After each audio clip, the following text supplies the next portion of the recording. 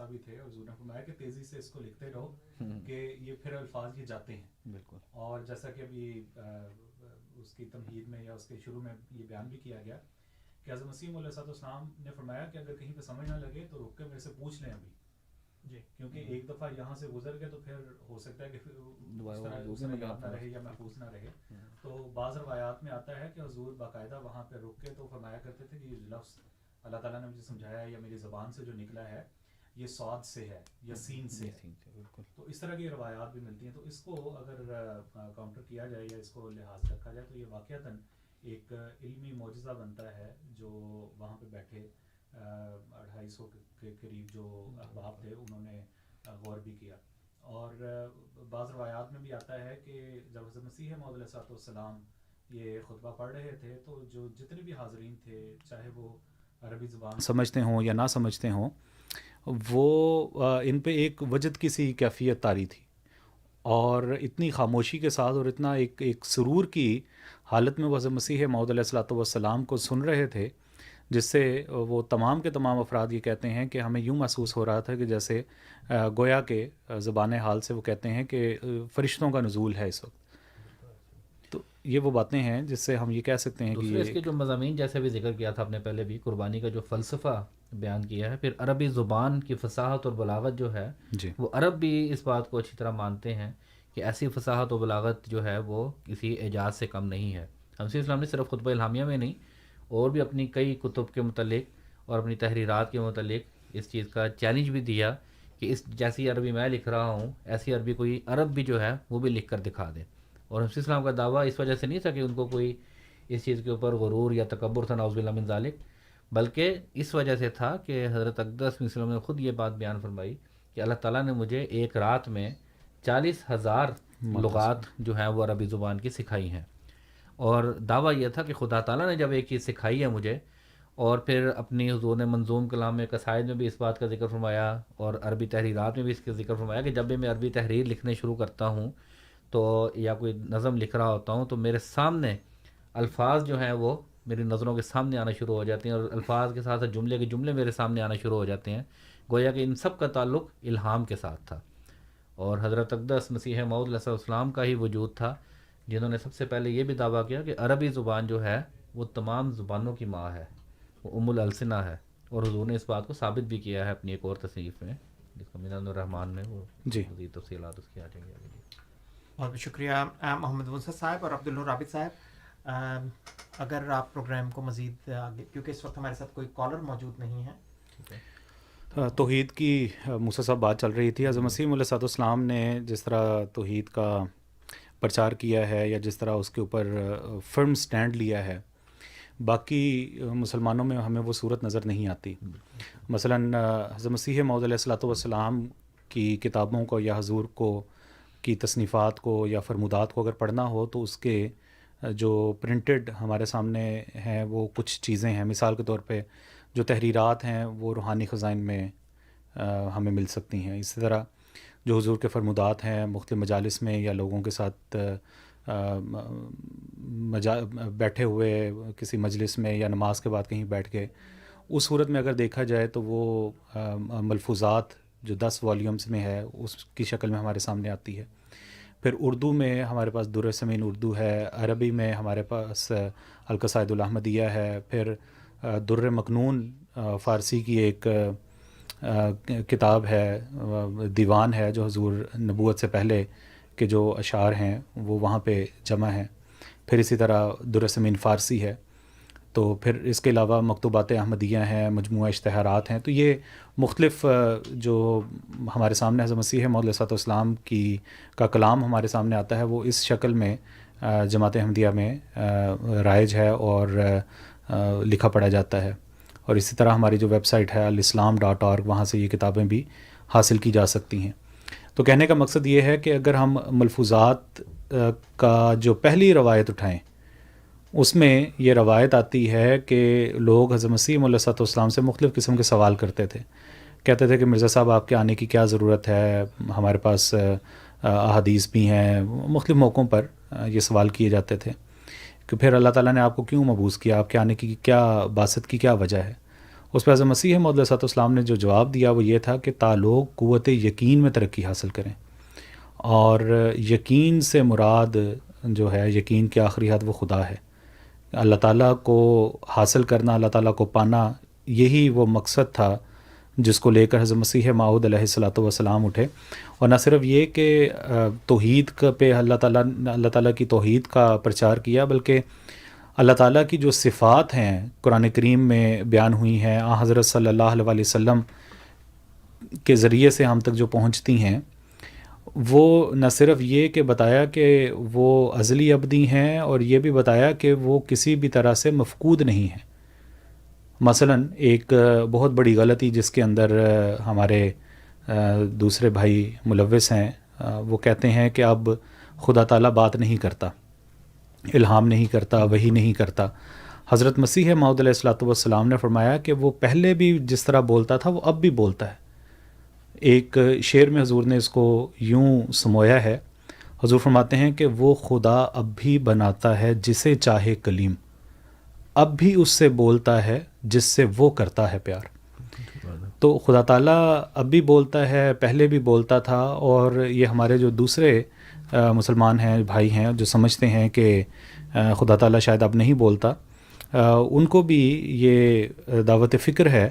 کہ ذرا سوچیں کہ خدا تعالیٰ کی ایک صفت جو ازلی اور ابدی ہے، اس کو کیوں اور کس بنیاد پہ یہ کہا جاتا ہے کہ اب خدا تعالیٰ لوگوں سے کلام نہیں کرتا. تو حضرت مسیح موعود علیہ السلام نے جس طرح توحید کا پرچار کیا، توحید پہ ڈٹے رہے، وہ اپنی مثال آپ رکھتا ہے. مجھے اچھی طرح یاد ہے ہم تبلیغ کی غرض سے گوئٹے-مالا گئے، وہاں پہ بعض عیسائی چرچوں کو بھی ہم نے تبلیغ کی اور جماعت احمدیہ کا پیغام، اسلام کا پیغام ان کو پہنچایا. تو انہوں نے بین ہی یہ الفاظ کہے کہ ہم تو عیسائیت کو رکھتے ہوئے ہم ایک طرح سے دہریے ہو گئے تھے اور ہمیں پتہ ہی نہیں تھا کہ خدا ہے. آج آپ کی وجہ سے ہمیں خدا کا یہ پتہ لگا ہے کہ خدا موجود ہے. اور اسی حوالے سے موسیٰ صاحب ہم خدا تعالیٰ کے فضل سے پوری دنیا میں ایگزسٹنس آف گاڈ کے جو مختلف پروگرامز ہیں وہ کرتے ہیں. اور بڑا مشہور جو پروگرام ہمارا چلتا ہے ایگزسٹنس آف گاڈ پہ، پوری دنیا میں سوشل میڈیا کے ذریعے اس کو وائرل کیا جاتا ہے اور بتانے کی یہ کوشش ریویو آف ریلیجنز کے اوپر جو گاڈ جی سمٹ کیا گیا، اسی کے حوالے سے بات کر رہا تھا، گاڈ سمٹ کے حوالے سے، کہ پوری دنیا میں، افریقہ میں، کسی یورپ کا کوئی ملک ہو یا آپ کسی ساؤتھ امریکہ کے کسی ملک میں لگا لیں، تو ہر طرف یہ پیغام جو ہے وہ پہنچ رہا ہے کہ خدا تعالیٰ ہے، خدا تعالیٰ اب بھی بولتا ہے، خدا تعالیٰ سے تعلق اگر ہم رکھنا چاہیں تو وہ اب بھی ہماری مدد کرتا ہے. تو ضرورت کس بات کی ہے؟ ضرورت اس بات کی ہے جو حضور نے اس کتاب میں بھی ہمارے سامنے بیان کی، وہ یہ کہ اپنی جو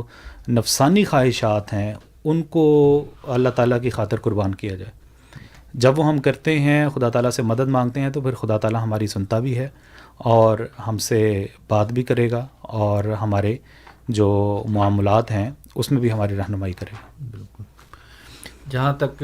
اس کتاب کا بھی آپ جیسے پہلے بھی ذکر کر رہے تھے کہ یہ ایک اعجاز اپنے اندر رکھتی ہے، ایک معجزہ ہے. مسیح السلام کی تمام تحریرات ہی اپنے اندر معجزہ رکھتی ہیں،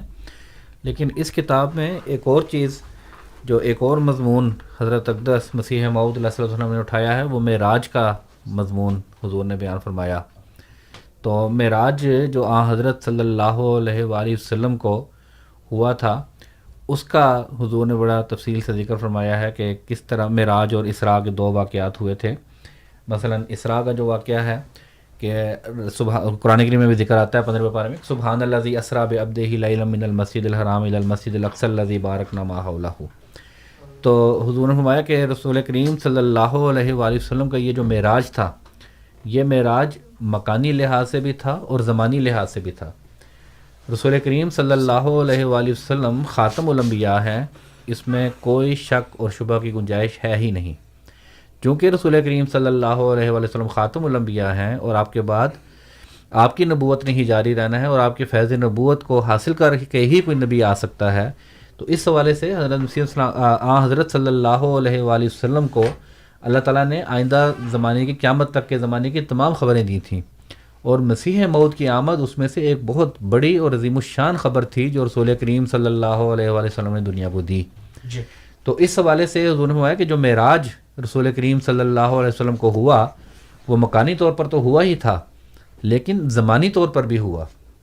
مسجد اقصیٰ سے مراد، اقصیٰ کہتے ہیں دور کی جگہ کو، جو عربی زبان ہے اس میں اقصیٰ کے معنی ہے دور کی جگہ. جی. تو وہ جو مسجد اقصیٰ کی طرف معراج ہوا وہ حضور نے فرمایا کہ مکانی لحاظ سے ٹھیک ہے، وہ فلسطین کی طرف رسول اللہ صلی اللہ علیہ وسلم گئے اور وہ بھی دکھایا کہ وہ بھی قبلہ اول تھا، وہ بھی اس کی بھی ایک اپنی اہمیت ہے، وہ ایک مکانی معراج تھا. اور آئندہ چونکہ جیسا کہ ہمارا یہ اعتقاد ہے، حضرت مسیح السلام نے ہمیں یہ بات سکھائی کہ قرآن کریم نے جتنی بھی پرانی اقوام کا ذکر کیا ہے، دیگر گزشتہ انبیاء کا ذکر کیا ہے اور ان اقوام کے اوپر جو جو حالات آئے ان کا ذکر فرمایا ہے قرآن کریم نے، اللہ تعالیٰ نے وہ بطور نمونے کے بیان فرمایا ہے، بطور مثال کے بیان فرمایا ہے اور وہ بطور پیش گوئی کے بھی بیان فرمایا ہے کہ یہ جو واقعات گزرے ہیں یہ آئندہ بھی آنے والے ہیں. اور قرآن کریم کے جتنے بھی قصے ہیں یا کتنے بھی واقعات ہیں وہ بطور اپنے اندر ایک پیش گوئی کا رنگ رکھتے ہیں. تو جس طرح معراج جو گزشتہ زمانے کی طرف مکان کی طرف سے اشارہ کر رہا ہے، گزشتہ انبیاء کی طرف اشارہ کر رہا ہے، آئندہ زمانے کی طرف بھی زمانے کے لحاظ سے بھی اشارہ کر رہا ہے کہ اللہ تعالیٰ نے رسول کریم صلی اللہ علیہ وآلہ وسلم کو ایک آئندہ زمانے کا بھی جو حالات تھے وہ دکھائے اور بتایا کہ آئندہ زمانے میں جو اسلام کا دوبارہ احیاء ہوگا وہ اس مسجد اقصیٰ سے ہوگا جو قادیان میں موجود ہے. ٹھیک ہے، اس کو مسجد مبارک بھی کہہ لیں، مسجد اقصیٰ بھی کہہ لیں، دونوں مساجد کے درمیان بہت تھوڑا فرق ہے. اور حضرت صلی اللہ علیہ وسلم نے فرمایا کہ اس سے مراد زمانی لحاظ سے وہ مسجد ہے جو مسجد اقصیٰ میں ہے اور مسیح موعود کی مسجد ہے. جی، اب دوبارہ جو اسلام کا احیاء ہونا ہے وہ اس سے ہونا ہے. جی، بہت بہت شکریہ محمد موسیٰ صاحب. ہمارے ساتھ آج کے پہلے کالر موجود ہیں، ان کا سوال لیتے ہیں. امین صاحب ہمارے ساتھ ہیں. امین صاحب السلام علیکم. جی خوش آمدید. اچھا، موسیٰ صاحب سے میرا سوال ہے کہ یہ آپ لوگ ہر دفعہ دعویٰ کرتے ہیں کہ معاذ اللہ اللہ ابھی بھی بات کرتا ہے اور اللہ کی ایک صفت کلیم ہے، تو آپ ذرا دعوے کو دلیل میں بدلیں گے اپنے کہ اللہ ٹھیک ہے تعالیٰ نے جناب. آپ سے کب، کہاں اور کیسے بات کی. ٹھیک ہے جناب، ٹھیک ہے. میرا سوال پورا نہیں ہوا. اوکے. میرا سوال یہ ہے کہ حضرت عمر رضی اللہ تعالیٰ عنہ وہ واحد شخصیت ہے کہ اللہ کے نبی صلی اللہ علیہ وسلم کی مراد ہے، مرید نہیں. اللہ کے نبی صلی اللہ علیہ وسلم نے مانگا کہ عمر بن حشام دے دے یا عمر بن خطاب دے دے اسلام کو قوت. 22 جگہ پہ بتایا جاتا ہے کہ عمر رضی اللہ تعالیٰ عنہ کے دل میں آیا پردے کا حکم نازل ہو جائے، شراب کی حرمت نازل ہو جائے یا بہت دوسرے واقعات ہیں. تو اللہ کے نبی صلی اللہ علیہ وسلم موجود ہیں کہ اگر اللہ کلام کرتا، کیونکہ اس وقت بھی اللہ کلیم تھا، اس زمانے میں بھی اور آج بھی ہے، اگر اللہ اپنے بندوں سے وحی کرتا تو میرا سوال یہ ہے کہ وہی آپ صلی اللہ علیہ وسلم پر نازل ہوئی، عمر رضی اللہ تعالیٰ عنہ پر کیوں نہیں ہوئی؟ تو آپ کے پاس صرف دعوے ہیں، دلیل سے مجھے پلیز اس بات کا جواب دیجیے گا. ٹھیک ہے جناب. شکریہ آپ لوگوں. جی موسیٰ صاحب. جی جزاکم اللہ. ان کا سوال جو ہے وہ بڑا ہے زبردست اس حوالے سے کہ کیا اس سے پہلے بھی وحی یا الہام ہوا. حضرت عمر فاروق رضی اللہ تعالیٰ عنہ کی انہوں نے مثال دی، تو حضرت عمر رضی اللہ تعالیٰ عنہ کی ہی مثال ہمیں تاریخ سے ملتی ہے کہ خدا تعالیٰ حضرت عمر سے بھی ہم کلام ہوا کرتا تھا، اور وحی کا اور کشف کا ایک نظارہ جو ہے وہ حضرت عمر رضی اللہ تعالیٰ عنہ کے زمانے میں بھی تاریخوں نے ریکارڈ کیا ہے. مثال کے طور پر اس میں ایک مثال میں آپ کے سامنے رکھ دوں، کئی واقعات ہیں، اس میں ایک مثال میں آپ کے سامنے رکھ دیتا ہوں کہ حضرت عمر رضی اللہ تعالیٰ عنہ نے ایک لشکر بھجوایا ہوا تھا بعض اقوام کی طرف جہاں جہاد اس وقت چل رہا تھا. تو اس وقت حضرت عمر رضی اللہ تعالیٰ عنہ مدینہ میں خطبہ ارشاد فرما رہے تھے، اور اس خطبے کے دوران خدا تعالیٰ نے کشف کے ذریعے سے الہاماً حضرت عمر رضی اللہ تعالیٰ عنہ کے سامنے اس جنگ کا، اس میدان جنگ کا سارا نقشہ جو ہے آپ کے سامنے کھڑا کر دیا، لا کے دکھا دیا. اور اسی وقت حضرت عمر رضی اللہ تعالیٰ عنہ نے فرمایا کہ یا ساریہ الجبل الجبل، کہ اے ساریہ اس وقت سالار لشکر کا نام تھا، اور حضرت عمر نے اس کو وہیں سے ہدایت دی کہ اے ساریہ اپنے لشکر کو پہاڑ کی اوٹ میں لے جاؤ. اور ساریہ یہ کہتے ہیں کہ اسی وقت مجھے حضرت عمر رضی اللہ تعالیٰ عنہ کی یہ آواز آئی ہے، اور میں نے حضرت عمر کی اس آواز کو سن کر یہ فائدہ اٹھاتے ہوئے اس پہاڑ میں اپنے لشکر کو پہاڑ کی اوٹ میں لے گیا، جس کی وجہ سے اسلامی فوج جو تھی ایک بہت بڑے نقصان سے بچ گئی. تو یہ تو ایک، چونکہ انہوں نے حضرت عمر رضی اللہ تعالیٰ عنہ کا ذکر کیا کہ کیا ان کے اوپر وحی ہوئی یا نہیں ہوئی، ان کے دل میں خیالات آتے رہے، تو ٹھیک ہے دل میں خیالات بھی آتے تھے، لیکن جب موقع آیا رسول کریم صلی اللہ علیہ وآلہ وسلم پر جب وحی نازل ہو رہی تھی، تو اس وقت صحابہ کو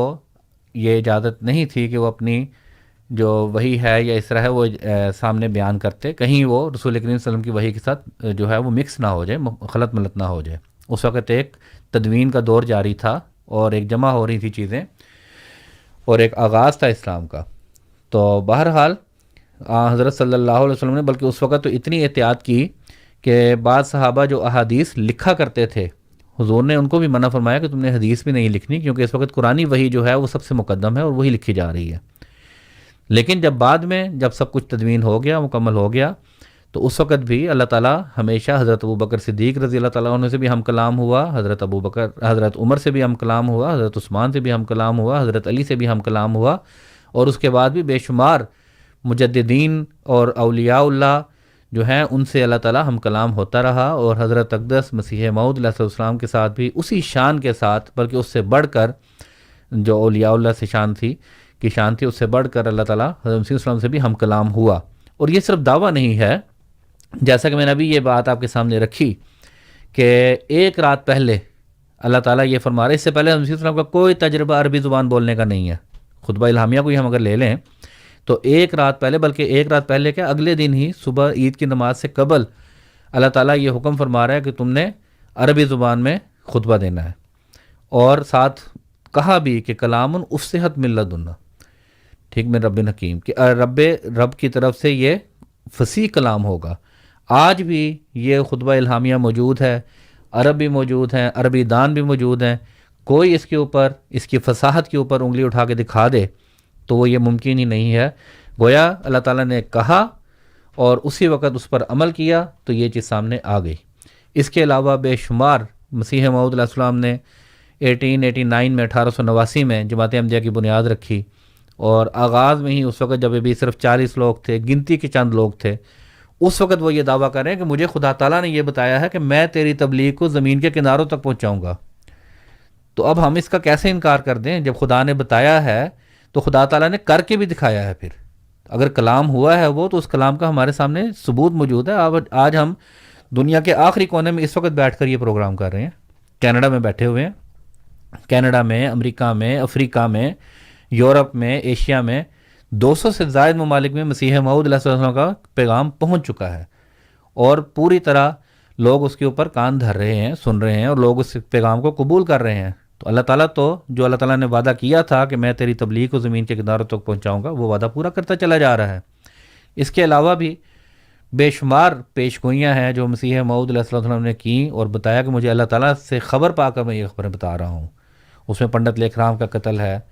اس کے بعد طاعون کے متعلق پیش گوئی کی، اس کے بعد زلزلوں کے متعلق پیش گوئی کی، اس کے بعد جنگ کے متعلق پیش گوئی کی ہوئی ہے، جنگ عظیم کے متعلق پیش گوئی کی ہوئی ہے۔ فرمایا کہ وحی الہی میں اس کو زلزلہ ہی کہا گیا ہے، لیکن وہ اس میں یہ بھی ہو رہا ہے کہ پرندوں کے بھی ہوش اڑ جائیں گے، اور ایک آگ ہے، اور وہ سارا نقشہ جو ہے وہ جنگ عظیم کا نقشہ ہے، اور وہ بھی ہم دیکھ چکے ہیں۔ ٹھیک ہے، تو یہ اگر خدا تعالیٰ بولتا ہے تو وہ بتاتا بھی ہے، پھر اس کو پورا بھی کرتا اپنے قول کو، اگر وہ قول۔ اور یہی بات ہے کہ اسی وجہ سے قرآن کریم میں یہ بات بیان بھی کی ہے کہ وَلَوْ تَقَوَّلَ عَلَيْنَا بَعْضَ الْأَقَاوِيلِ لَأَخَذْنَا مِنْهُ بِالْيَمِينِ، کہ اگر خدا تعالیٰ کی طرف کوئی بات منسوب کرے، کوئی قول منسوب کرے کہ یہ خدا تعالیٰ نے مجھے کہا ہے، اور وہ نہ ہو، تو خدا تعالیٰ اس کو شرک سے پکڑ لیتا ہے۔ لیکن حضرت اقدس مسیح موعود علیہ السلام کا، مرزا غلام احمد صاحب قادیانی کو، جماعت کو قائم کیے ہوئے 133 سال ہو گئے ہیں، اور وہ جماعت مسلسل بڑھتی چلی جا رہی ہے۔ دنیا کی بے شمار حکومتیں مخالفت کے لیے سامنے آتی ہیں، بڑی بڑی طاقتیں سامنے آتی ہیں، لیکن وہ کچھ بھی جماعت کا، مسیح السلام کی جماعت کا بال بیکا نہیں کر سکتی، اور وہ جماعت جو ہے وہ آگے سے آگے بڑھتی چلی جا رہی ہے، ترقیات کی منازل طے کرتی چلی جا رہی ہے۔ تو یہ کیسے ممکن ہے کہ ہم یہ مان لیں کہ خدا تعالیٰ جو ہے وہ مسیح موعود سے کلام نہیں کر رہا؟ جی بہت بہت شکریہ محمد موسیٰ صاحب۔ سامعین کرام، آپ پروگرام ریڈیو احمدیہ سماعت فرما رہے ہیں۔ آپ کی خدمت میں یہ پروگرام ہر اتوار کی شام 6 سے 8 بجے کے درمیان AM 1350 پہ ٹورانٹو اور AM 1610 پہ مونٹریال میں بیک وقت پیش کیا جاتا ہے۔ پروگرام اگر آپ ان فریکوینسیز کے بجائے انٹرنیٹ پہ سننا چاہیں تو اس کے لیے ہماری ویب سائٹ کا پتہ ہے www.voiceofislam.ca، اور اس ویب سائٹ پہ آپ کو ہمارے گزشتہ پروگرامز کی ریکارڈنگز بھی مل سکتی ہیں. سامعین کرام، پروگرام میں آج ہمارے ساتھ جناب محمد موسیٰ صاحب موجود، عبدالنور عابد صاحب بھی ہمارے ساتھ آپ سے کچھ دیر پہلے تک موجود تھے. اور پروگرام کے آغاز میں محمد موسیٰ صاحب نے حضرت مسیح موعود علیہ الصلوۃ والسلام کی تحریرات کے تعارف کے حوالے سے آپ کی ایک نہایت مشہور و معروف کتاب خطبہ الہامیہ کا تعارف پیش کرنا شروع کیا، جو کہ روحانی خزائن کی، جو کہ آپ کی کتب کا مجموعہ ہے، اس کی جلد نمبر 16 پہ مشتمل ہے، اور جماعت احمدیہ کی آفیشیل ویب سائٹ www.alislam.org پہ دیکھی جا سکتی ہے. کتاب کے تعارف کا سلسلہ جاری ہے، لیکن ساتھ ہی ساتھ سوال و جواب کا سلسلہ بھی جاری ہے. آپ بھی پروگرام میں شامل ہو سکتے ہیں 416-410-6522 416-410-6522. اور اگر آپ پروگرام میں بذریعہ ای میل شامل ہونا چاہیں یا دوران ہفتہ ہمیں کوئی سوال بھیجنا چاہیں تو اس کے لیے ہماری آئی ڈی ہے QA یعنی کوسچن آنسر @voiceofislam.ca، QA یعنی کوسچن آنسر @voiceofislam.ca. سامعین کرام، آپ کو بتاتے چلیں کہ یہ جو خطبہ الہامیہ کتاب ہے یہ تقریباً 265 صفحات پہ مشتمل ہے، اور اس کا اردو ترجمہ جماعت احمدیہ کی آفیشیل ویب سائٹ www.alislam.org پہ اویلیبل ہے. آپ اس ویب سائٹ کا وزٹ کر سکتے ہیں، اور اس کتاب کی آڈیو بھی وہاں سے آپ سماعت فرما سکتے ہیں. غالباً اس وقت ہمارے ساتھ کوئی کالر موجود نہیں ہے، تو اس لیے موسیٰ صاحب آپ سے گزارش کہ اگر آپ مزید تعارف کا سلسلہ جاری رکھیں، اور تقریباً ہمارے پروگرام کا آدھا وقت ہو چکا ہے، ہمارے پاس تقریباً 1 گھنٹہ باقی ہے. جلسہ سالانہ کینیڈا اب سے تقریباً 3 ویک کے بعد منعقد ہوگا، عید سے اگلے ویکینڈ کے اوپر، جمعہ، ہفتہ اور اتوار، جو کہ غالباً 15، 16، 17 تاریخ بنتی ہے جولائی کی. اگر آپ جلسہ سالانہ کے حوالے سے بھی کچھ تعارف پیش کرنا چاہیں، اور خطبہ الہامیہ کا سلسلہ تو جاری ہے، آپ کی مرضی، آپ جس حوالے سے چاہیں پروگرام کو آگے بڑھائیں. یہ اس حوالے سے میں ابھی کئی لوگوں کے ذہن میں سوالات رہ گئے ہوں گے، وہ بات ابھی مکمل نہیں ہوئی تھی کہ منارے کی کیا ضرورت تھی، منارے کے مقاصد کا تھا، اور پھر اس کا تعلق حضرت صلی اللہ علیہ وآلہ وسلم کی ایک پیش گوئی سے بھی ہے، جو حضور نے فرمایا تھا کہ مسیح جو ہے وہ آنے والا، وہ منارے پر اترے گا جو دمشق کے مشرق میں ہوگا. تو اس حوالے سے حضرت السلام نے اس چیز کا بھی، ان احادیث کا بھی ذکر کیا ہے کہ مسیح جو ہے وہ صاحب المنارہ ہوگا. تو وہ بھی میں یہاں پر آپ کے سامنے حضرت السلام کے الفاظ میں ہی وہ بات رکھ دیتا ہوں کہ اس کا کیا مقصد ہے، اور اس منارے، صاحب المنارہ ہونے کا مطلب کیا ہے. جی، حضور نے فرمایا کہ غرض یہ گھنٹہ، جس کا بھی پہلے ذکر ہوا تھا، جو وقت شناسی کے لیے لگایا جائے گا، مسیح کے وقت کے لیے یاد دہانی ہے، اور خود اس منارے کے اندر ہی ایک حقیقت مخفی ہے، اور وہ یہ کہ احادیث نبویہ میں متواتر آ چکا ہے کہ مسیح آنے والا صاحب المنارہ ہوگا، یعنی اس کے زمانے میں اسلامی سچائی بلندی کے انتہا تک پہنچ جائے گی، جو اس منارے کی مانند ہے، جو نہایت اونچا ہو، اور دین اسلام سب دینوں پر غالب آ جائے گا، اسی کی مانند جیسا کہ کوئی شخص جب ایک بلند مینار پر اذان دیتا ہے تو وہ آواز تمام آوازوں پر غالب آ جاتی ہے. سو مقدر تھا کہ ایسا ہی مسیح کے دنوں میں ہوگا، جیسا کہ اللہ تعالیٰ فرماتا ہے هو الذی ارسل رسولہ بالہدی ودین الحق لیظہرہ علی الدین کلہ. یہ آیت مسیح موعود کے حق میں ہے، اور اسلامی حجت کی وہ بلند آواز جس کے نیچے تمام آوازیں دب جائیں، وہ ازل سے مسیح کے لیے خاص کی گئی ہے، اور قدیم سے مسیح موعود کا قدم اس بلند مینار پر قرار دیا گیا ہے، جس سے بڑھ کر اور کوئی عمارت اونچی نہیں. اسی کی طرف براہین احمدیہ کے اس الہام میں اشارہ ہے، جو کتاب مذکور کے صفحہ 522 میں درج ہے، اور وہ یہ ہے کہ بخرام کے وقت تو نزدیک رسید، و پائے محمدیان برمنار بلند تر محکم افتاد. ایسا ہی مسیح موعود کی مسجد بھی مسجد اقصیٰ ہے. پر یہ آگے دوسرا مضمون شروع ہو جاتا ہے. پھر مسجد اقصیٰ ہے کیونکہ وہ صدر اسلام سے دور تر اور انتہائی زمانہ پر ہے، اور ایک روایت میں خدا تعالیٰ کے پاک نبی نے یہ پیش گوئی کی تھی کہ مسیح موعود کا نزول مسجد اقصیٰ کے شرقی مینارہ کے قریب ہوگا. تو یہ روایات ہیں جو ہمارے سامنے ہیں احادیث میں. حضرت السلام نے یہ بھی بیان فرمایا، حضور صلی اللہ علیہ وسلم نے یہ بھی بیان فرمایا تھا کہ مسیح موعود جو آئے گا وہ مینارے پر اترے گا، اور وہ مینارہ دمشق کے مشرق میں ہوگا. تو قادیان کو بھی جب ہم جغرافیائی لحاظ سے دیکھتے ہیں تو وہ دمشق شام کے انتہائی مشرق میں بنتا ہے، قادیان کی بستی بھی، اور اس جگہ پر وہ مینارہ بنایا گیا. اور اصل میں تو رسول کریم صلی اللہ علیہ وآلہ وسلم نے جتنی بھی پیش گوئیاں کیں یا جو بھی حضور صلی اللہ علیہ وسلم نے حضور صلی اللہ علیہ وسلم کے جو الہامات تھے، الہامات جیسا کہ آپ لوگوں کے علم میں ہے کہ اپنے اندر ایک استعارے کا رنگ بھی رکھتے ہیں اور وہ واضح بات نہیں ہے. جس طرح خوابیں جو ہیں وہ تعبیر کی جاتی ہیں، اس طرح الہامات کے بھی معنی نکالے جاتے ہیں، تشریحات کی جاتی ہیں، تشریح طلب امور ہوتے ہیں یہ. تو وہاں پر مینارے کا ذکر کرنے کا مراد یہ ہے کہ اس وقت جب مسیح موعود آئے گا تو جس طرح مینار دور دور سے نظر آ جاتا ہے، اسی طرح مسیح موعود جو ہے وہ اپنے علم کلام کی وجہ سے، اپنے دلائل کی وجہ سے لوگوں پر غالب آ جائے گا اور وہ دور دور سے ہی نظر آنا شروع ہو جائے گا. وہ ہمیشہ غالب آنے والا ہوگا، غالب آنے والا وجود ہوگا، اور اس کے ذریعے سے ہی اسلام نے غالب آنا ہے انشاءاللہ تعالیٰ، اور اسلام غالب آ رہا ہے. حضرت مسیح السلام جب قادیان میں تشریف لائے، جب دعویٰ کیا آپ نے مسیحیت کا اور مہدویت کا، تو اس وقت ہندوستان میں آریہ سماج، ہندو لیڈرز بھی کافی تھے، اور عیسائیوں کی طرف سے بھی مباحثے مناظرے ہوئے. اور یہ تین بڑے مذاہب اس وقت بھی دنیا میں، عیسائیت، ہندوازم اور اسلام ہے. یہ ان تینوں مذاہب کا جو گڑھ تھا وہ اس زمانے میں ہندوستان تھا، بر صغیر پاک و ہند تھا. تو حضرت مسیح السلام نے ہندوؤں سے بھی مقابلہ کیا اور ہندوؤں کے سامنے بھی اسلام کی تعلیمات کو برتر ثابت کر کے دکھایا. اسی طرح عیسائیوں سے بھی جب مباحثے اور مناظرے ہوئے تو اس میں بھی آپ نے اسلام کو عیسائیوں کے مقابل پر بھی برتر اور سب سے بہترین قرار کر کے دکھایا دلائل کی روح سے. عیسائی عقائد، کفارہ، تثلیث، اور ان کو پوری طرح آپ نے رد فرمایا اور فرمایا کہ یہ چیزیں توحید کے خلاف ہیں، اور اصل جو عقائد ہیں وہ توحید کے ہیں، اور خدا تعالیٰ توحید سکھاتا ہے اور اسی کے ذریعے سے ہی نجات پائی جا سکتی ہے.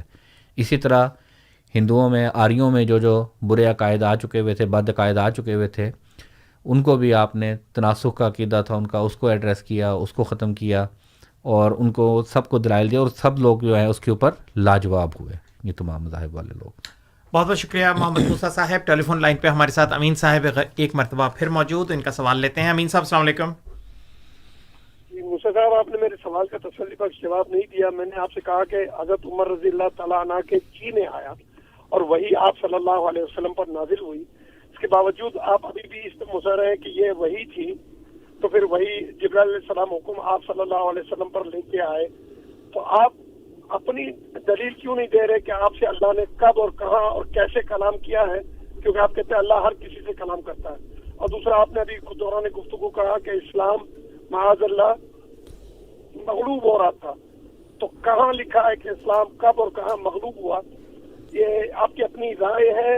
یا آپ کچھ دلیل سے یہ باتیں کر رہے ہیں؟ ٹھیک ہے جناب، تو الحمدللہ غالب ہی غالب ہے. ٹھیک ہے جناب. جی بالکل. جی جناب، حضرت ایک تو بتاتے چلیں حضرت عمر رضی اللہ تعالیٰ عنہ، جی، اور دوسرا یہ کہ آپ نے بتانا ہے ایک مرتبہ پھر تسلی بخش جواب. جی تسلی بخش جواب امین صاحب میں پھر دوبارہ ذکر کروں گا جس کا آپ نے ذکر ہی نہیں کیا، جو میں نے آپ کو بتایا اچھے طریقے سے کہ حضرت عمر رضی اللہ تعالیٰ عنہ کے زمانہ خلافت میں جب حضرت عمر خلیفہ منتخب ہو چکے تھے، اس وقت کی آپ کے سامنے میں نے ایک مثال رکھی کہ اس وقت بھی حضرت عمر رضی اللہ تعالیٰ عنہ کو الہامات ہوئے، اور اس کی مثال آپ کے سامنے رکھی کہ یا ساریہ الجبل الجبلہ، کہ اے ساریہ پہاڑ کی اوٹ میں ہو جاؤ. اور یہ باقاعدہ کمیونیکیشن ایک وحی کے ذریعے سے ہی ہوئی. اس وقت کوئی سیٹلائٹ ٹیلی فون نہیں تھے یا موبائل ٹیلی فون نہیں تھے جن کے ذریعے سے کلام ہو سکتا. وہ یقینی طور پر ایک وحی تھی جو حضرت عمر کو بھی ہوئی، اور اس کے بعد اسی وحی کی آواز جو ہے وہ جو لشکر کے سالار تھے ساریہ، ان تک بھی یہ پہنچی. دوسری بات آپ نے یہ کہا کہ مجھے کوئی الہام ہوتا ہے، یہ میں قطعاً الہام کا دعوے دار نہیں ہوں، اور اللہ تعالیٰ نے یہ بات قرآن کریم میں واضح طور پر بیان فرما دی ہوئی ہے کہ اللہ تعالیٰ بہتر جانتا ہے کہ اس نے اپنی رسالت یا اپنا کلام کس سے کرنا ہے اور کب کرنا ہے. یہ خدا تعالیٰ کا ایک فضل ہوتا ہے، محبت ہوتی ہے. یہ خدا تعالیٰ بہتر جانتا ہے کہ اس نے کس سے کلام کرنا ہے. یہ ہمارا قطعاً یہ دعویٰ نہیں کہ اللہ تعالیٰ ہر کسی سے کلام کرتا ہے. یہ آپ نے جو بات کی کہ آپ نے یہ کہا کہ ہر کسی سے اللہ تعالیٰ کلام کرتا ہے، جماعت احمدیہ کا یا حضرت اقدس مسیح السلام کا قطعاً یہ دعویٰ نہیں ہے کہ اللہ تعالیٰ ہر کسی سے کلام کرتا ہے. ہاں ہمیشہ کلام کرتا ہے، یہ بات ہے دعویٰ کہ ہر زمانے میں اللہ تعالیٰ ایسے وجود پیدا کرتا رہتا ہے جن کے ذریعے سے خدا تعالیٰ کلام کرتا ہے اور ان کا اپنا پیغام جو ہے وہ تازہ بتازہ وحی کے ذریعے سے لوگوں تک پہنچاتا رہتا ہے، اور کوئی زمانہ بھی ایسا نہیں ہوتا جس میں خدا تعالیٰ کی طرف سے کوئی شخص ایسا موجود نہ ہو جس سے خدا تعالیٰ کلام کر رہا ہو اور جس پر خدا تعالیٰ اپنی وحی اور الہامات نازل نہ کر رہا ہو۔ اور وحی اور الہام کی بھی پھر ساتھ فرمایا کہ کئی قسمیں ہیں جو قرآن کریم نے بھی بیان فرمائی ہوئی۔ اگر آپ قرآن کریم کا مطالعہ کریں غور کے ساتھ، ترجمہ کے ساتھ، اس کے مفاہیم کو سامنے رکھتے ہوئے، تو اس میں بھی یہ باتیں بیان فرمائی ہیں۔ احادیث میں بھی بے شمار مثالیں موجود ہیں۔ حضور نے فرمایا کہ وحی کی بھی کئی اقسام ہیں، کم از کم 5 اقسام کا تو ذکر ہے۔ بعض دفعہ سلسلۃ الجرس والی جو روایت ہے کہ بعض دفعہ گھنٹی کی طرح آتی ہے، بعض دفعہ ایک واضح شخص سامنے آ جاتا ہے، بعض دفعہ دل میں صرف القاء کیا جاتا ہے، یہ بھی ایک وحی کی قسم ہے۔ تو اس حوالے سے میرا خیال اب آپ کو شاید کسی حد تک ہم جواب دے سکے ہوں گے۔ باقی جی مصعب صاحب، اس وقت کوئی کالر تو موجود نہیں ہے، اگر آپ مزید سلسلہ جاری رکھیں۔ جی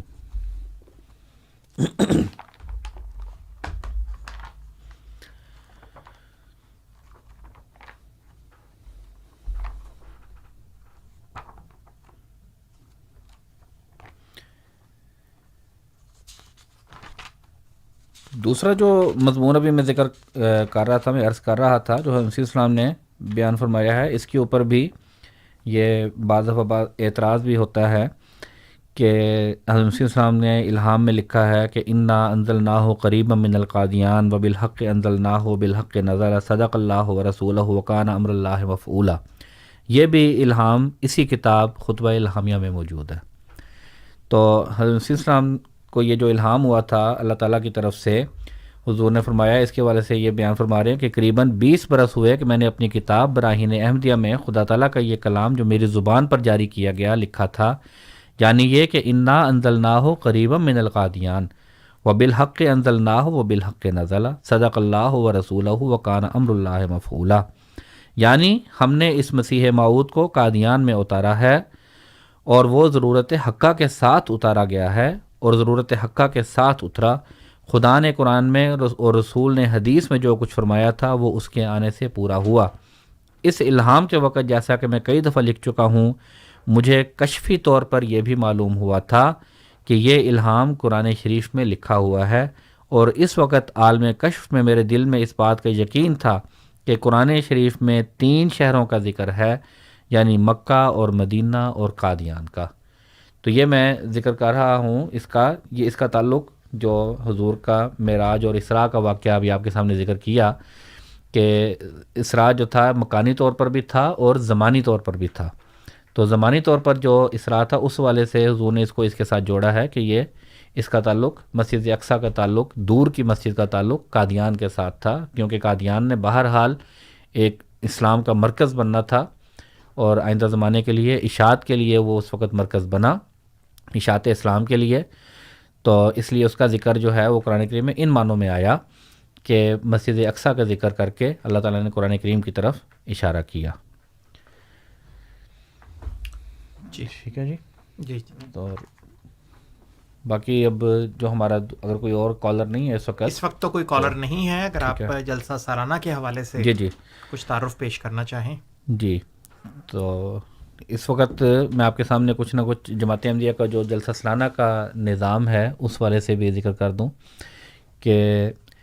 1891 عیسوی میں سب سے پہلے حضرت اقدس مسیح موعود علیہ السلام نے اس جلسہ سالانہ کی بنیاد رکھی تھی، اور یہ بھی خدا تعالیٰ کے ایک بہت بڑے نشانوں میں سے ایک نشان ہے جو جماعت احمدیہ کا جلسہ سالانہ ہے۔ پہلے سال صرف 75 افراد جو تھے وہ اس جلسہ سالانہ میں شامل ہوئے، اور اس جلسہ سالانہ کے جو اغراض و مقاصد حضور نے بیان فرمائے وہ بھی یہی تھے کہ ان کو میں بہرحال وہ حضور کے الفاظ میں ہی بعد میں تفصیل سے میں آپ کے سامنے رکھ دوں گا۔ بہرحال پہلے میں یہ ذکر کر دوں کہ اس لیے یہ ایک اعجازی رنگ اپنے اندر رکھتا ہے جلسہ سالانہ بھی، کہ حضرت اقدس مسیح موعود علیہ السلام اپنی زندگی گمنامی کی زندگی میں گزار رہے تھے، گمنامی میں گزار رہے تھے، کوئی بھی نہیں جانتا تھا۔ حضور نے اپنے ایک شعر میں بھی ذکر فرمایا ہے کہ قادیان کو بھی کوئی نہیں جانتا تھا کہ کہاں ہے۔ تو اس حوالے سے حضور کو اس زمانے میں 1882 میں جب حضور سے بھی ملاقات کے لیے بھی کوئی لوگ نہیں آتے تھے، کوئی تعارف بھی نہیں تھا، تو اس وقت یہ الہام ہوا تھا کہ یا عتیق من کل فج عمیق یا اتون من کل فج عمیق، یعنی تیرے پاس دور دراز سے لوگ آئیں گے اور تیری امداد کے لیے تجھے دور دراز سے سامان پہنچیں گے، حتیٰ کہ لوگوں کی آمد اور اموال و سامان کے آنے سے قادیان کے راستے گھس گھس کر گہرے ہو جائیں گے۔ اسی طرح براہین احمدیہ کے زمانے میں جب ابھی حضرت مسیح السلام کا کوئی لوگوں سے تعلق اور واسطہ پیدا نہیں ہوا تھا، یعنی کثرت سے لوگ آنا نہیں شروع ہوئے تھے، اس وقت یہ الہام ہوا کہ ولا تصعر خلق اللہ ولا تسأم من الناس، اور اس کے بعد ساتھ ہی الہام ہوا ووسع مکانہ کا، یعنی اپنے مکان کو وسیع کر لے۔ تو یہ واقعات ہیں 1882 کے۔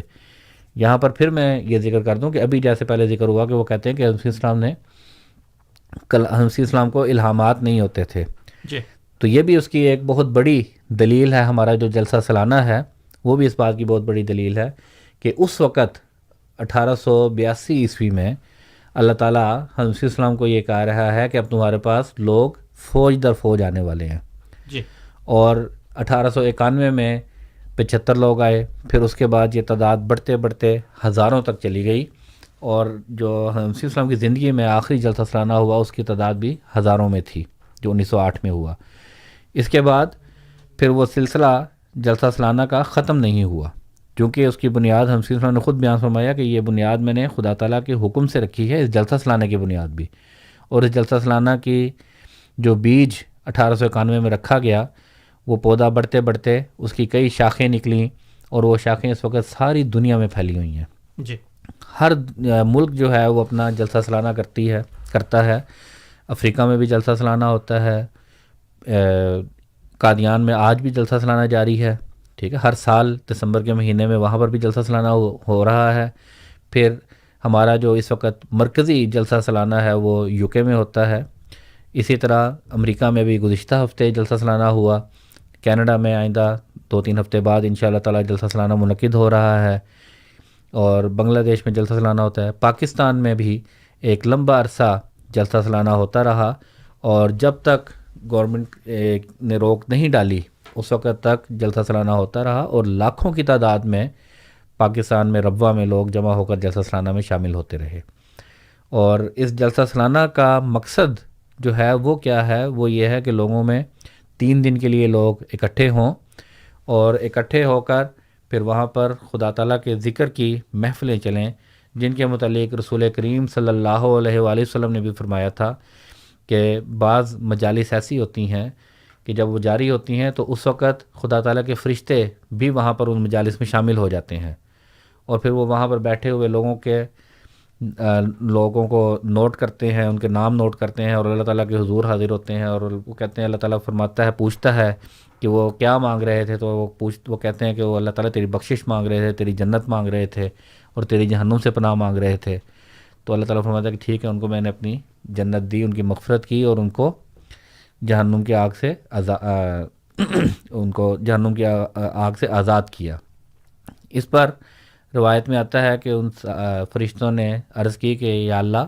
اس وقت وہاں سے ایک شخص بھی گزر رہا تھا قریب سے جو ان میں سے نہیں تھا، تو اللہ تعالیٰ نے پھر فرمایا کہ وہ بھی بخشا گیا، کیونکہ لا یشکا جلیسہم، کہ ان کے ساتھ بیٹھنے والے جو لوگ ہیں وہ بھی بدبخت نہیں رہ سکتے۔ تو یہ وہ ذکر کی مجلسیں اور محفلیں ہیں جن کے لیے اس جلسہ سالانہ کا آغاز ہوا، اور اس کے متعلق حضور نے 12 امور خاص طور پر بیان فرمائے کہ جو اس کی اغراض ہیں اس جلسہ سالانہ کی، وہ میں آپ کے سامنے رکھ دیتا ہوں۔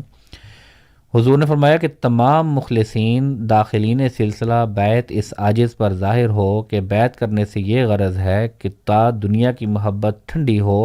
اور اپنے مولا کریم اور رسول مقبول صلی اللہ علیہ وآلہ وسلم کی محبت دل پر غالب آ جائے۔ اب دیکھیں،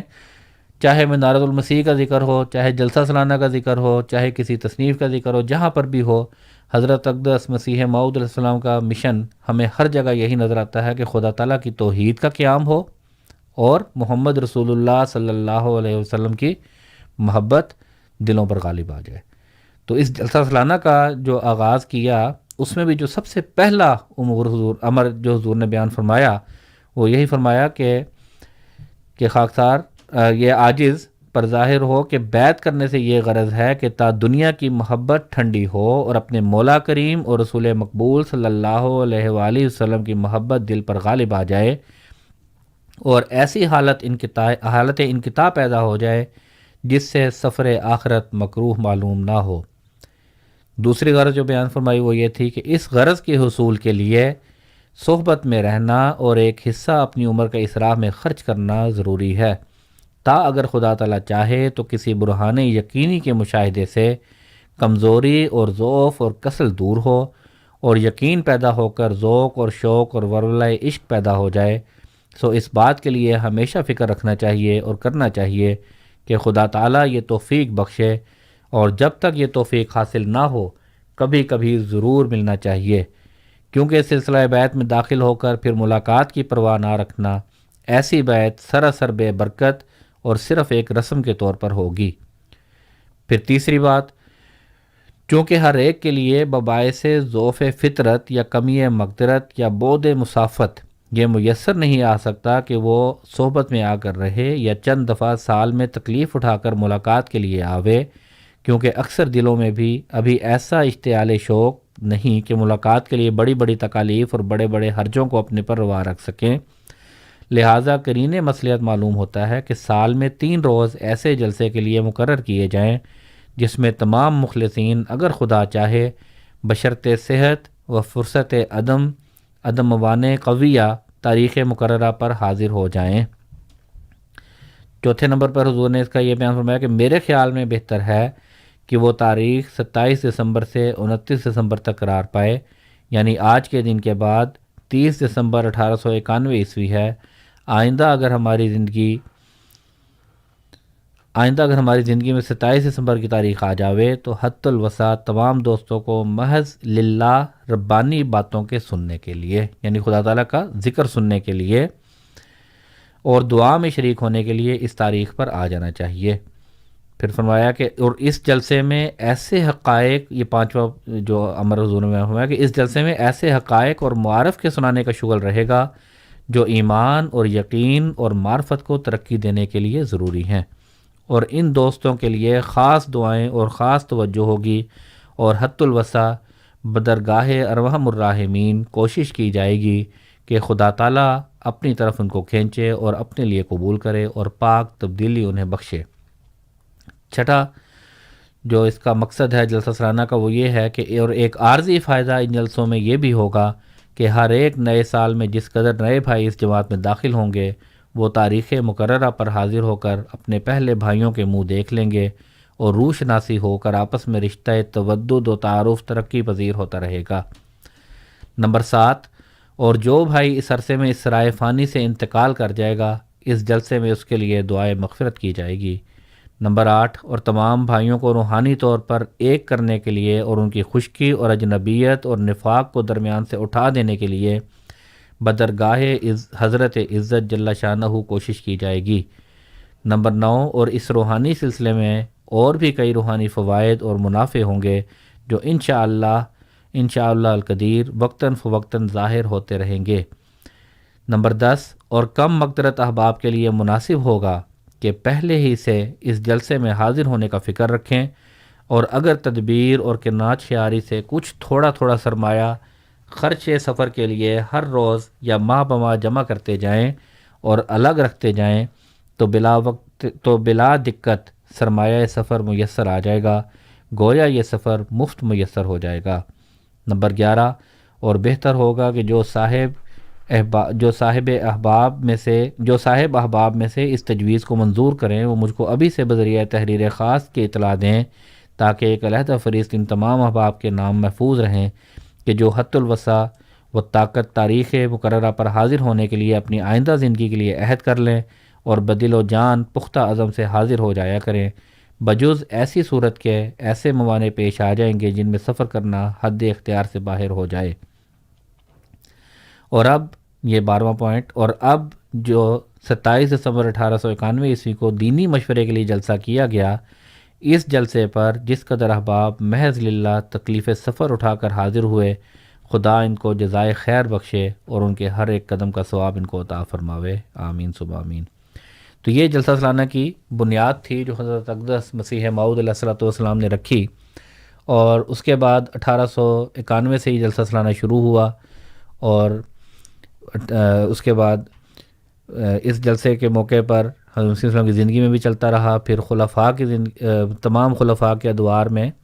یہ جلسہ چلتا چلا آ رہا ہے، اور انشاءاللہ تعالیٰ چلتا چلا جائے گا۔ اور تمام جلسوں پر اکثر جن میں خلیفہ وقت شامل ہوتے ہیں، اس کی ویسے ہی ایک روحانیت میں اور 4 چاند لگ جاتے ہیں اس جلسے کو۔ تو اس والے سے میں عرض کرتا چلا رہا ہوں، جب ہر سال UK کا جلسہ منعقد ہوتا ہے تو اس کا جو دوسرے دن کا خطاب ہوتا ہے، اس میں خاص طور پر جماعتی ترقیات کا اور جو سارے سال کے کارگزاری رپورٹ ہوتی ہے وہ خلیفہ وقت پیش کرتے ہیں، اور جو خدا تعالیٰ کے فضل نازل ہوئے ہوتے ہیں جماعت پر، جماعت کی کیا کارگزاری ہونی ہے، اصل تو خدا تعالیٰ کے فضل ہیں جو جماعت سمیٹ رہی ہے، اور وہ اسی وجہ سے سمیٹ رہی ہے کہ یہ خدا تعالیٰ کا بنایا ہوا سلسلہ ہے، اور وہ جب تقاریر ہم سنتے ہیں تو ہمارے ایمان میں اور ہمارے یقین میں اور اضافہ ہوتا ہے کہ کس طرح خدا تعالیٰ دنیا کے مختلف کونوں میں جماعت احمدیہ کو یہ توفیق دے رہا ہے کہ وہ مساجد تعمیر کر رہے ہیں، لوگوں کو اسلام کی طرف بلا رہے ہیں، اسلام کے تائید میں لٹریچر شائع کرنے کی توفیق مل رہی ہے، اور کئی غیر مسلموں کو اسلام میں داخل کرنے کی توفیق مل رہی ہے، اسلام احمدیت میں داخل کرنے کی توفیق مل رہی ہے، اور لاکھوں کی تعداد میں ہر سال جو ہیں وہ جماعت احمدیہ میں لوگ شامل ہوتے ہیں اور جماعت احمدیہ کا حصہ بنتے چلے جا رہے ہیں۔ اسی طرح جلسہ سالانہ کی بے شمار ہماری تاریخ میں یہ چیزیں موجود ہیں کہ جلسہ سالانہ کے موقع پر حضرت مسلح موعود رضی اللہ تعالیٰ عنہ، خلیفۃ المسیح ثانی رضی اللہ عنہ کی، خلیفہ ثالث رحمہ اللہ تعالیٰ کی، خلیفہ رابع رحمہ اللہ تعالیٰ کی بے شمار تقاریر ہیں اور علمی معجزے ہیں جو اس موقع پر جلسہ سالانہ کی تقاریر کے موقع پر بیان ہوتے چلے آئے ہیں۔ تو یہ مختصر سا ایک تعارف تھا جلسہ سالانہ کا، اور مرکزی جلسے کے علاوہ ہر ملک جو ہے وہ اپنا جلسہ سالانہ بھی منعقد کرتا ہے، جو انشاءاللہ تعالیٰ جماعت احمدیہ کینیڈا آئندہ 2 ہفتے کے بعد انشاءاللہ تعالیٰ مڈ جولائی میں منعقد کر رہی ہے۔ جی بہت بہت شکریہ محمد موسیٰ صاحب۔ سامعین کرام، آپ پروگرام ریڈیو احمدیہ سماعت فرما رہے ہیں۔ آپ کی خدمت میں یہ پروگرام ہر اتوار کی شام 6 سے 8 بجے کے درمیان AM 1350 پہ ٹورانٹو اور AM 1610 پہ مونٹریال میں بیک وقت پیش کیا جاتا ہے۔ پروگرام میں آج ہمارے ساتھ جناب محمد موسیٰ صاحب موجود ہیں، اور عبد النور عابد صاحب بھی کچھ دیر پہلے ہمارے ساتھ موجود تھے۔ پروگرام کے آغاز میں محمد موسیٰ صاحب نے تحریرات بانی جماعت احمدیہ حضرت مسیح موعود علیہ الصلوۃ والسلام کے حوالے سے آپ کی ایک نہایت معرکۃ الآراء کتاب خطبہ الہامیہ کا تعارف پیش کرنا شروع کیا، جو کہ روحانی خزائن کی، جو کہ آپ کی کتب کا مجموعہ ہے، اس کی جلد نمبر 16 میں شامل ہے، اور جماعت احمدیہ کی آفیشیل ویب سائٹ سے ایکسیس کی جا سکتی ہے۔ جماعت احمدیہ کی آفیشیل ویب سائٹ کا پتہ www.alislam.org۔ اس ویب سائٹ پہ آپ کو یہ اردو زبان میں آپ اس کتاب کو ڈاؤن لوڈ بھی کر سکتے ہیں، اور وہاں پہ آپ کو اس کی آڈیو میں اس کے لنکس بھی مل جائیں گے۔ سامعین کرام، سوال و جواب کا سلسلہ جاری ہے، آپ بھی پروگرام میں شامل ہو سکتے ہیں۔ 416-410-6522 416-410-6522 اور بذریعہ ای میل ہمارے پروگرام میں شامل ہونے کے لیے ہماری ID QA یعنی کویسچن آنسر @voiceofislam.ca QA یعنی کویسچن آنسر @voiceofislam.ca۔ ٹیلی فون لائن پہ اس وقت ہمارے ساتھ موجود ہیں غالباً امین صاحب ایک بار پھر۔ جی امین صاحب، السلام علیکم۔ السلام علیکم امین صاحب، غالباً ان کی کال ڈراپ ہو گئی ہے۔ جی موسیٰ صاحب، آپ جلسہ سالانہ کے حوالے سے کچھ تعارف پیش کر رہے تھے، اور جلسہ سالانہ کے حوالے سے حضرت بانی جماعت احمدیہ حضرت مرزا غلام احمد صاحب قادیانی نے اس کے شاملین کے لیے جو دعاؤں کا خزانہ جو رکھ چھوڑا ہے، آپ نے کچھ اس کا بھی ذکر کیا۔ تقریباً آج سے 3 ویک کے بعد جلسہ سالانہ کینیڈا اختتام پذیر ہو چکا ہوگا۔ مہمانان گرامی اس میں کس طرح شامل ہو سکتے ہیں، اس سلسلے میں ہم آپ کو انفارمیشن اپنے آنے والے پروگرامز میں دیں گے، لیکن جلسہ سالانہ کے حوالے سے اگر آپ مزید بھی کچھ بیان کرنا چاہیں۔ جی، نظام جو جلسہ سالانہ کا ہے یہ بھی اپنے اندر ایک بڑا زبردست نظام ہے کہ اتنا بڑا جلسہ انعقاد کرنا، اور یہ سارا جو سسٹم ہے ہمارا، جیسا کہ آپ کے علم میں ہے، والنٹیئر بیس ہوتا ہے۔ جی، سارے ہمارے جماعت کے احباب خدام بھی، جو نوجوان ہیں وہ بھی، جو بزرگ ہیں وہ بھی، خواتین بھی، یہ جو آنے والے مہمان ہوتے ہیں ان کی خدمت کے لیے کمر بستہ ہو جاتے ہیں، تیار ہو جاتے ہیں، اور اس کے لیے بڑی بڑی قربانیاں بھی کرتے ہیں. جی.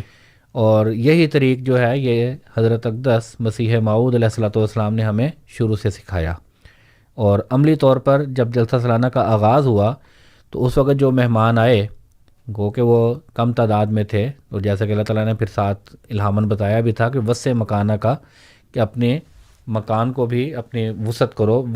وسیع کر دو. تو حضور نے اس وقت پھر اپنے گھر میں بھی توسیع کا کام شروع کیا اسی والے سے اپنا دارالمسیح میں. تو بہرحال جو آغاز میں مہمان آتے تھے وہ مسیح السلام کے گھر کے ہی کسی حصے میں، عام طور پر معروف ہے ایک گول کمرہ ہوا کرتا تھا، یا اور بعض جو کمرے تھے وہ مہمانوں کے لیے مختص کر دیے جاتے تھے. پہلا دارالضیافت جو بنا وہ مسیح السلام کا اپنا گھر تھا. سب سے پہلے حضور نے اپنے گھر کو پیش کیا، اور جو کھانا تیار ہوتا تھا وہ بھی حضرت اقدس مسیح موعود علیہ السلام کی حرم حضرت ام المومنین سیدہ نصرت جہاں بیگم صاحبہ رضی اللہ تعالیٰ عنہ وہ کھانا تیار کیا کرتی تھیں مہمانوں کے لیے، اور مہمانوں کے آگے پیش کیا کرتی تھیں. پھر جیسے جیسے یہ مہمانوں کی آمد بڑھتی گئی تو اس وقت دوسرے اصحاب بھی اس میں ساتھ شامل ہوتے گئے، اور ایک سسٹم چلتا چلا گیا. اور وہ سسٹم جو 75 لوگوں سے شروع ہوا تھا وہ آج ہزاروں کی تعداد تک پہنچ چکا ہے. اور جو ہمارا مرکزی جلسہ جو یو کے میں ہوتا ہے اس کی بھی اوسطاً جو حاضری ہوتی ہے وہ 30 سے 40,000 کے قریب ہر سال ہوتی ہے. اور جتنے بھی مہمان آتے ہیں ان کے رہائش کا انتظام، ان کے کھانے کا انتظام، یہ سارا جو ہے وہ جماعت کی طرف سے کیا جاتا ہے. اور جو خدمت پر انتظام کرنے والے لوگ ہوتے ہیں وہ بھی بالکل والنٹیئر طور پر وہ سارے کام سر انجام دے رہے ہوتے ہیں. اور اس طریقے سے اتنا بڑا جو ہمارا جلسے کا انتظام ہوتا ہے اور اتنا آرگنائزڈ جو جلسہ ہوتا ہے وہ الحمدللہ اپنے انعقاد کے تمام مراحل طے کرتا ہے. تو یہ مختصر سا تعارف ہمارا جلسہ سالانہ کا بھی تھا کہ اس وقت وقار عمل کا جو شعبہ ہے وہ بھی ایکٹیو ہو جاتا ہے، مہمان نوازی کا شعبہ بھی ایکٹیو ہو جاتا ہے. پھر اس کے علاوہ جلسہ سالانہ کا کام صرف 3 دن پر محیط نہیں ہوتا بلکہ یہ بھی پورے سال پر محیط ہوتا ہے. جی. جو جلسہ سالانہ کا سسٹم ہے، جو ایک جلسہ ختم ہوتا ہے تو اگلے جلسے کے ساتھ ہی تیاری شروع ہو جاتی ہے. اس کے لیے یہ بھی جائزہ لے لیا جاتا ہے کہ اس اگلا جلسہ جو ہے وہ اسی سائٹ پر ہوگا یا اس کے لیے جگہ دیکھی جاتی ہے. جس طرح اس دفعہ انشاءاللہ تعالی نئی سائٹ کے اوپر حدیقہ احمد جو ہے بریڈ فورڈ میں، وہاں پر پہلی دفعہ انشاءاللہ تعالی جلسہ سالانہ کینیڈا منعقد ہو رہا ہے. اور اس کے لیے جو بھی چیزوں کی ضرورت ہے، جو بھی ضروری امور ہیں وہ طے کر لیے جاتے ہیں. اس کے لیے میٹنگز کی جاتی ہیں، اس کے لیے ڈیوٹیز لگائی جاتی ہیں اور جائزہ لیا جاتا ہے. اور ابھی سے ہی جو آئندہ 2 ہفتے بعد جلسہ سالانہ ہوگا اس کے لیے تیاریاں شروع ہو چکی ہوئی ہیں. جی. جلسہ گاہ میں تیاریاں ہو رہی ہیں، جلسہ گاہ تیار ہو رہی ہے، ڈیوٹی چارٹس بن رہے ہیں، کھانے کی تیاری، کھانے کا انتظام، رہائش کا انتظام، لوگوں کی رہائش کہاں کرنی ہے. گو کہ یہ جلسہ ابھی فی الحال حالات کے مطابق ابھی چونکہ تازہ ابھی وبا ختم ہوئی ہے اور ابھی وبا کے کچھ اثرات بھی ہیں، اس لیے محدود پیمانے پر رکھا ہے. تو لیکن آئندہ انشاءاللہ تعالی جیسے ہی حالات مزید بہتر ہوں گے تو یہ جلسہ پھر اپنے پورے جوبند کے ساتھ اسی طرح کھلے پورے طریق پر جو ہے وہ انشاءاللہ تعالی منعقد ہوگا. جی. بہت بہت شکریہ محمد موسیٰ صاحب. غالباً اس وقت بھی ہمارے ساتھ کوئی کالر موجود نہیں ہے، تو اگر آپ خطبہ الہامیہ کے حوالے سے ہی کچھ مزید اس کے اقتباسات ہمارے سامعین کی خدمت میں پیش کرتے ہیں. جی.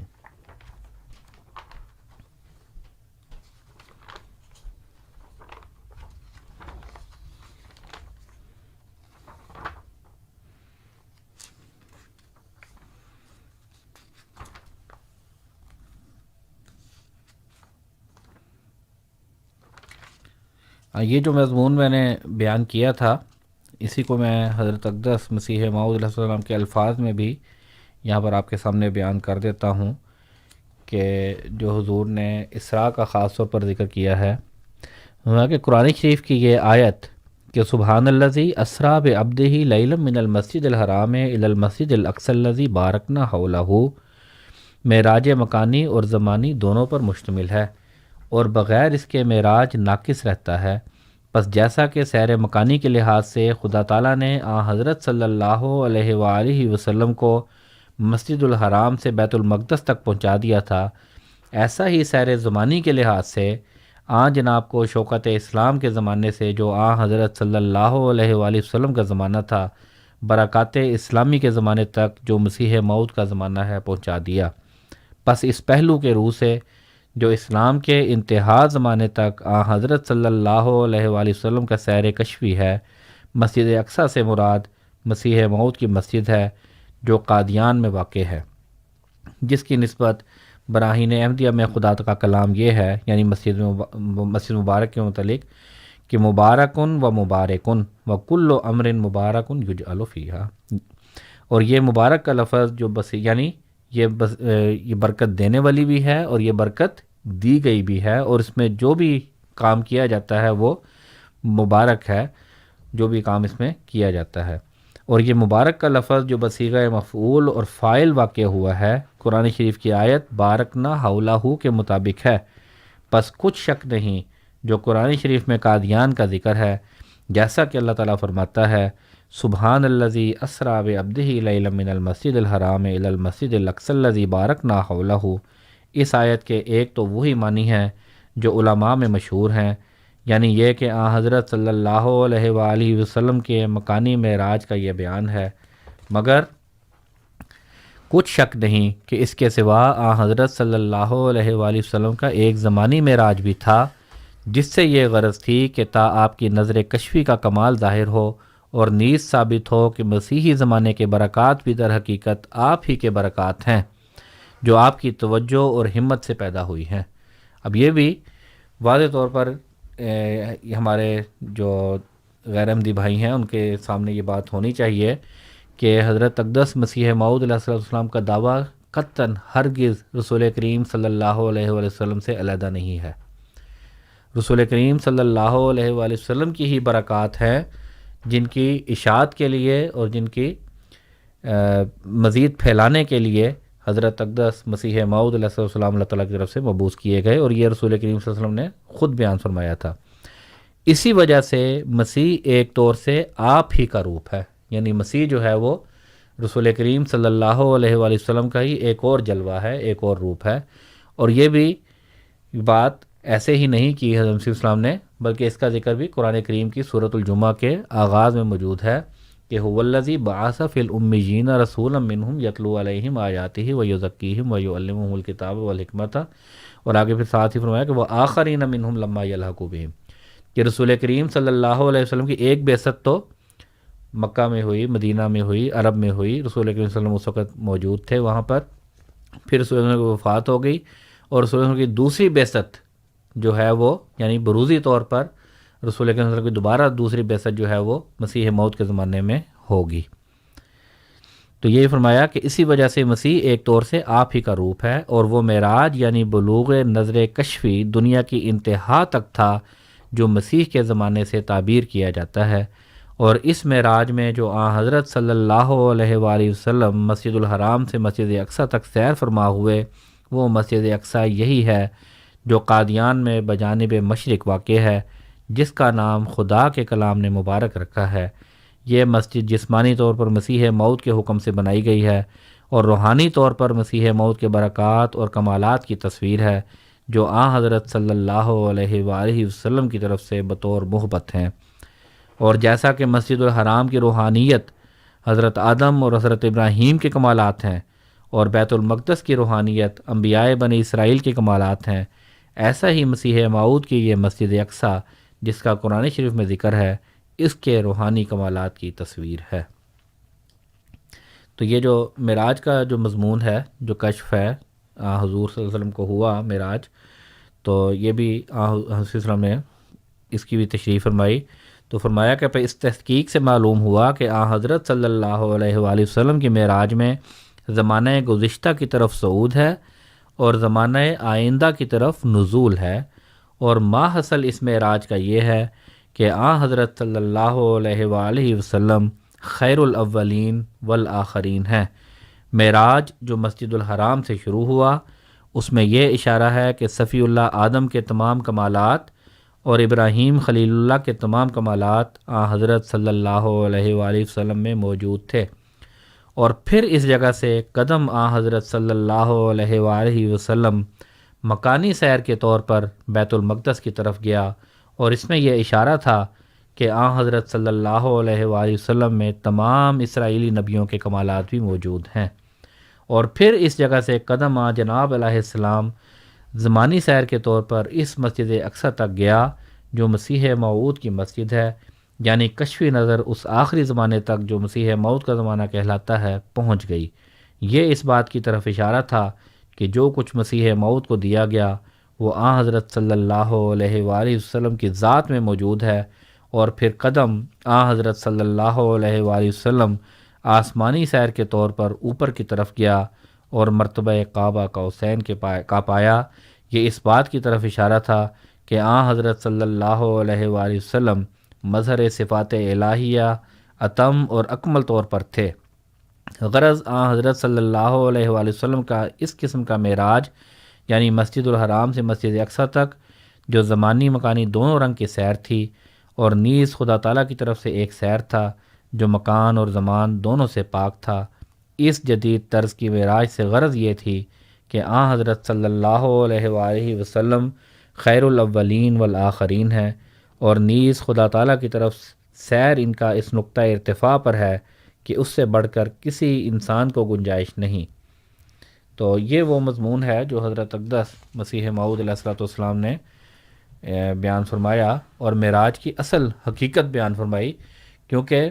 ایک ویسے ہی سیر کروا دینا بے مقصد چیز کر دینا، وہ تو نہ خدا تعالیٰ ایسا کام کرتا ہے اور نہ خدا کا نبی کوئی ایسا کام کر سکتا ہے۔ جو بھی خدا تعالیٰ نے حضور صلی اللہ علیہ وسلم کو نظارے دکھائے ان کے پیچھے ایک مقصد تھا اور ایک اعلیٰ مقصد تھا، اور اسی مقصد کی طرف حضور نے یہاں پر ذکر فرمایا کہ مسجد حرام جس کی بنیاد پہلے حضرت آدم علیہ السلام نے رکھی، پھر اس کے بعد وہ ختم ہو گیا تو پھر حضرت ابراہیم علیہ السلام نے اس کی بنیاد رکھی، کیونکہ یہی آتا ہے کہ حضرت ابراہیم علیہ السلام نے اس کو بنیادوں پر اٹھایا تھا خانہ کعبہ کو، اور پھر وہ چلتا چلا آ رہا ہے، اور خانہ کعبہ، مسجد الحرام، اور اس کے بعد پھر وہاں سے پتہ لگا کہ حضرت ابراہیم علیہ السلام کے اور حضرت آدم علیہ السلام کے کمالات اور دیگر انبیاء کے کمالات بھی حضور وسلم میں تھے۔ پھر بیت المقدس کی طرف جو قبلہ اول بھی تھا اسلام کا، اور تمام بنی اسرائیلی انبیاء جو ہیں ان کا تعلق جو تھا وہ بیت المقدس سے تھا۔ تو اس سے یہ پتہ لگا کہ رسول کریم صلی اللہ علیہ وآلہ وسلم کے تمام بنی اسرائیل کے انبیاء کے جو کمالات تھے وہ بھی رسول کریم صلی اللہ علیہ وسلم میں موجود تھے، اور ساتھ ہی یہ بیان فرما دیا کہ جو آئندہ آنے والا نبی ہے، جو حضور صلی اللہ علیہ وسلم کی کامل مطابعت میں آنے والا ہے، اس کے بھی جتنے کمالات ہیں وہ بھی رسول کریم صلی اللہ علیہ وآلہ وسلم کے ہی کمالات ہیں، اور یہی معنی ہے ختم نبوت کے بھی، جی، کہ رسول کریم صلی اللہ علیہ وسلم پر نبوت اس لیے ختم ہے کہ تمام کے تمام کمالات جو ہیں وہ رسول کریم صلی اللہ علیہ وآلہ وسلم کے اندر موجود ہیں۔ جی، بہت بہت شکریہ محمد موسیٰ صاحب۔ سامعین اکرام، آپ پروگرام ریڈیو احمدیہ سماعت فرما رہے ہیں۔ آپ کی خدمت میں یہ پروگرام ہر اتوار کی شام 6 سے 8 بجے کے درمیان ٹورانٹو میں AM 1350 اور مونٹریال میں AM 1610 پہ بیک وقت پیش کیا جاتا ہے۔ اگر آپ ہمارا یہ پروگرام انٹرنیٹ پہ سننا چاہیں تو اس کے لیے ہماری ویب سائٹ کا پتہ www.voiceofislam.ca، اور اس ویب سائٹ پہ آپ کو ہمارے گزشتہ پروگرامز کی ریکارڈنگز بھی مل سکتی ہیں۔ پروگرام میں آج ہمارے ساتھ جناب محمد موسیٰ صاحب موجود ہیں۔ سوال و جواب کا سلسلہ جاری ہے، آپ بھی پروگرام میں شامل ہو سکتے ہیں۔ 416-410-6522 416-410-6522۔ اگر آپ پروگرام میں بذریعہ ای میل شامل ہونا چاہیں یا دوران ہفتہ ہمیں کوئی سوال بھیجنا چاہیں اور ہم سے کچھ مواد منگوانا چاہیں تو اس کے لیے ہماری آئی ڈی ہے QA یعنی کوسچن آنسر @voiceofislam.ca، QA یعنی کوسچن آنسر @voiceofislam.ca۔ جی موسیٰ صاحب، اس وقت کوئی کالرز ہمارے ساتھ موجود نہیں ہیں، تو اگر آپ مزید پروگرام کو آگے بڑھانا چاہیں۔ جی،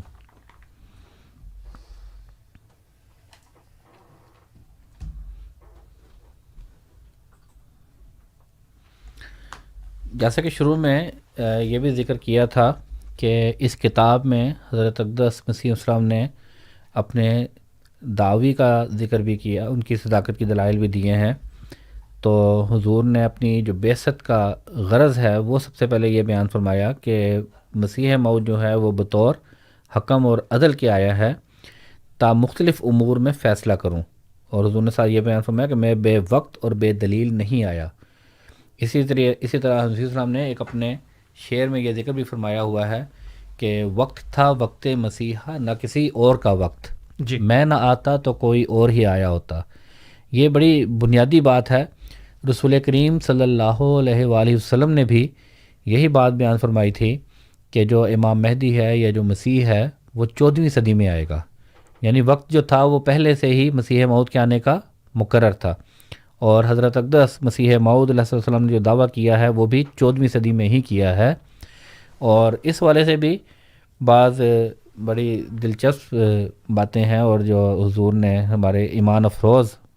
چیزیں سامنے آتی ہیں کہ حضور کے وقت کے حوالے سے بھی کہ وہ بے وقت نہیں آئے اور بے دلیل نہیں آئے. وقت کیا تقاضا کر رہا تھا کہ جیسے بھی امین صاحب نے اس وقت بھی یہ بات پوچھی بھی تھی، یہ بھی سوال کیا تھا کہ اسلام کو جو ہے وہ تو ہمیشہ سے غالب ہے اور غالب ہی رہے گا. اس میں کوئی شک نہیں کہ اسلام ہمیشہ سے غالب ہے اور اسلام ہمیشہ ہی غالب رہے گا. لیکن اگر اس وقت جماعت احمدیہ کو، جیسا کہ انہوں نے دائرہ اسلام سے خارج کیا بھی ہوا بعض ممالک نے، اگر اس کو دیکھا جائے، اس دعوے کو دیکھا جائے کہ اسلام احمدیت کے بغیر اگر اسلام کو آپ پیش کرنا چاہیں تو اسلام جو ہے وہ اس وقت انتہائی کمزور حالت میں ہے جی. اور ہر طرف سے اسلام پر حملے ہو رہے ہیں. اس وقت بھی ہمارے سامنے ہے کہ اسلام جو ہے وہ کس طرح مغلوب ہوا ہے. اور جس وقت مسیح موعود علیہ الصلوۃ والسلام تشریف لائے تھے اس وقت بھی اسلام کے اوپر عقائد کے لحاظ سے بھی ہر طرف سے حملے ہو رہے تھے. عیسائی الگ حملے کر رہے تھے، رسول کریم صلی اللہ علیہ وسلم کی شان میں گستاخیاں ہو رہی تھیں جو آج بھی جاری ہیں. لیکن ان گستاخیوں کا جو جواب جماعت احمدیہ کی طرف سے دیا جاتا ہے یا جو مسیح موعود علیہ الصلوۃ والسلام کی طرف سے دیا گیا، وہ جواب اپنے اندر ایک مقصد رکھتا ہے، اور وہ یہ چیز رکھتا ہے کہ وہ رسول کریم صلی اللہ علیہ وسلم کی جس بات کے اوپر توہین کی جاتی ہے وہ اتنا ہی رسول کریم صلی اللہ علیہ وسلم کی عزت اور ناموس کو لوگوں کے سامنے بیان کرتے ہیں. سیرت اور سوانح حضور صلی اللہ علیہ وسلم کی بیان کی جاتی ہے. جب خاکے بنے تو ہمارے پیارے امام ایدہ اللہ تعالیٰ بن نصر العزیز نے ہمیں یہی کہا کہ اکثر جگہوں پر جہاں پر بھی ممکن ہے جلسہ ہے سیرت النبی کیے جائیں اور رسول کریم صلی اللہ علیہ وآلہ وسلم کی سیرت کو عام کیا جائے، تاکہ لوگوں کو پتہ لگے کہ یہ چیزیں تو غلط بیانی ہے. ٹھیک ہے، یہ چیزیں جو ہے یہ غلط الزامات ہیں. حضور صلی اللہ علیہ وسلم کی ذات کے اوپر بھی جو الزامات لگائے جاتے ہیں وہ انتہائی بیہودہ اور ناقص الزامات ہیں. ان کی حقیقت جو ہے وہ یہ ہے، وہ حقیقت جو ہے وہ لوگوں کے سامنے بیان کی جائے. رسول کریم صلی اللہ علیہ وسلم کی ذات کے اوپر جو الزامات ہوئے، جہاد کے حوالے سے الزامات لگائے گئے، اس کا اگر دفاع کیا ہے تو وہ جماعت احمدیہ نے کیا ہے دلائل کے رنگ میں. باقی مسلمان کیا کرتے ہیں؟ ہڑتالیں، توڑ پھوڑ. ٹھیک ہے نا، اس سے اسلام کو کیا فائدہ ہوتا ہے؟ اس سے جو دوسرا دیکھنے والا ہے اس کو تو اس کا کوئی فائدہ نہیں. تو اس وقت اسلام جو تھا وہ یقینی طور پر کمزوری کی حالت میں تھا. رسول کریم صلی اللہ علیہ وسلم نے اس لیے فرمایا تھا کہ جب اسلام کمزوری کی حالت میں آ جائے گا تو 14ویں صدی میں پھر امام مہدی دوبارہ آئے گا اور وہ اسلام کو دوبارہ غلبہ نصیب کروائے گا. جی بہت بہت شکریہ موسیٰ صاحب. مظہر بیگ صاحب ہمارے ساتھ ٹیلی فون لائن پہ موجود، ان کا سوال لیتے ہیں. مظہر صاحب السلام علیکم. جی السلام علیکم. وعلیکم السلام ورحمۃ اللہ. اچھا میں ایک ویسے تو کوشچن تو بہت زیادہ ہوتے ہیں لیکن میں نے ایک چھوٹا سا کوشچن پوچھا تھا. بہت عرصہ پہلے ایک آپ کے پروگرام میں کہا گیا تھا کہ نبوت کا سلسلہ کنٹینیو رہے گا. جی تو یہ جو تو ہو گیا نا مسیح موعود جو آپ کے حضرت آئے ہیں جی، تو وہ تو اس کے بعد کون سے پھر وہ بھی کیا کوئی ایسے موعود ہیں، کوئی ایسے جن کا دعویٰ کیا یا جن کے انتظار؟ ٹھیک ہے ٹھیک ہے، چلیں آپ نے اگر کوئی دوسرا سوال بھی پوچھنا ہے تو آپ ابھی پوچھ لیں مظہر صاحب، آپ کے پاس 30 سیکنڈ ہیں ابھی. نہیں ٹھیک ہے ٹھیک ہے جناب، بہت بہت شکریہ. جی بالکل. جی موسیٰ صاحب وہ کہتے ہیں کہ نبوت کا سلسلہ جاری کسی پرانے پروگرام میں انہوں نے سنا ہے. جی بالکل. تو کیا کوئی اور نبوت کے دعوے دار یا نبیوں کے آنے کے چانسز ہیں؟ جی بالکل. اس حوالے سے میں عرض کرتا چلا جاؤں کہ رسول کریم صلی اللہ علیہ وآلہ وسلم نے ایک ٹائم لائن دی ہے. جی ٹھیک ہے، قیامت تک کی. حضور نے بیان فرمایا رسول اللہ علیہ وسلم کہ جب میری وفات ہو جائے گی، حضور نے فرمایا کہ میرے بعد خلافت علی منہاج نبوت قائم ہوگی، خلافت راشدہ قائم ہوگی،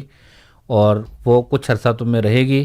پھر اس کے بعد ملوکیت آ جائے گی، پھر وہ ملوکیت ختم ہوگی تو اس کے بعد پھر جابر بادشاہ آنے شروع ہو جائیں گے، اور پھر اس سے بھی زیادہ ظلم کرنے والے بادشاہ آنا شروع ہو جائیں گے، آئیں گے، اور وہ مسلمانوں پر بہت زیادہ ظلم، مسلمانوں پر بھی اور دوسروں پر بھی بہت زیادہ ظلم اور جبر کریں گے۔ تو اس وقت بھی ہم دیکھیں کہ اس وقت جو حکمرانوں کی حالت ہے وہ تو یہی ہے آج بھی۔ اور ساتھ پھر رسول اللہ نے اس وقت بیان فرمایا کہ اس کے بعد پھر ثم تکون خلافت علی منہاج النبوت، کہ اس کے بعد پھر دوبارہ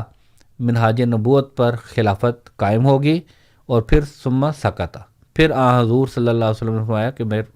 راوی کہتے ہیں کہ پھر آن وسلم خاموش ہو گئے، یعنی قیامت تک جو ہے وہ پھر یہی سلسلہ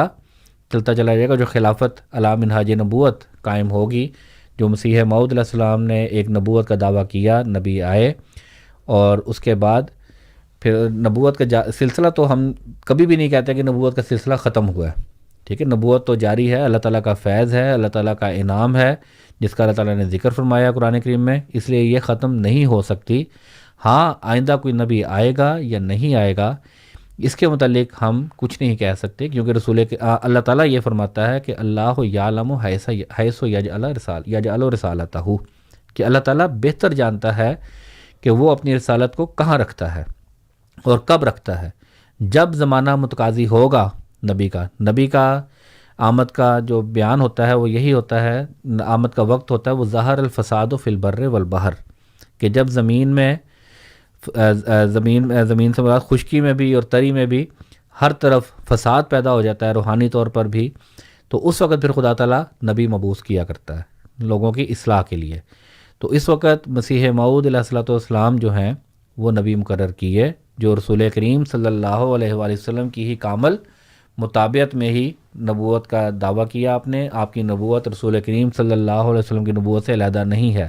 جیسا کہ ابھی میں نے بعض اقتباسات بھی خطبہ الہامیہ کے بھی آپ کے سامنے پڑھے، جس میں حضور نے یہی مضمون بیان فرمایا ہے کہ میری نبوت جو ہے وہ رسول کریم صلی اللہ علیہ وسلم کی نبوت سے علیحدہ نہیں ہے، اسی نبوت کا تسلسل ہے، اور وہی چیز ہے جس طرح حضور صلی اللہ علیہ وسلم کی یہ بعثت ثانیہ ہے، دوبارہ بعثت ہوئی ہے، بالکل یہ ویسے ہی ہے۔ تو یہ مضمون ہے، اور اس کے بعد اب خلافت کا سلسلہ جاری ہے، جو ہمارے عقیدے کے مطابق حضور صلی اللہ علیہ وآلہ وسلم کی پیشگوئی کے مطابق قیامت تک انشاءاللہ تعالی چلتا چلا جائے گا۔ ہاں اگر کوئی نبی آتا ہے، کوئی نبوت کا دعوے دار ہوتا ہے اس کے بعد، تو اس کے پرکھنے کا طریق موجود ہے، وہ خدا تعالیٰ نے بیان فرما دیا ہوا ہے کہ خدا تعالیٰ جو ہے وہ جھوٹے نبی کو،